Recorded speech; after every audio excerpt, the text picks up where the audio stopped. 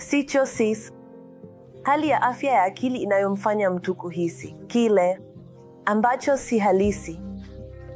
Watu wanaopitia psychosis wanaweza kuhisi ukungu ndani yao ambao si halisi.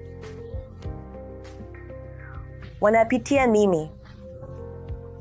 Wanapitia mambo kama kuona vitu ambavyo si halisi, kuhisi vitu ambavyo si halisi, na pia kuviona kwa njia isiyo ya kweli kabisa. Unaweza kuona dalili hizi za psychosis wapi?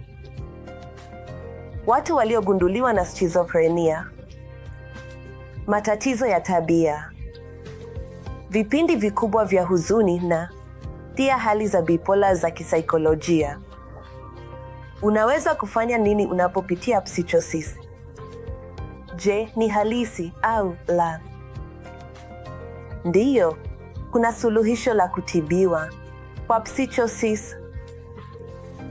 Ushauri sahihi wa kisaikolojia ambao unajumuisha dawa, vipindi vya tiba vinavyoendelea ambavyo vinajumuisha tiba ya tabia ya utambuzi, tiba ya mtu binafsi na tiba nyingine za kisaikolojia. Na bila shaka, uelewa mzuri na mgonjwa unaweza kuleta mabadiliko kwa watu wanaopitia psychosis na kuboresha ubora wa maisha yao.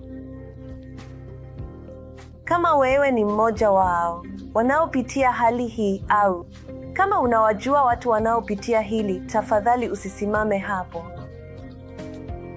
Kuomba msaada ni hatua ya kwanza.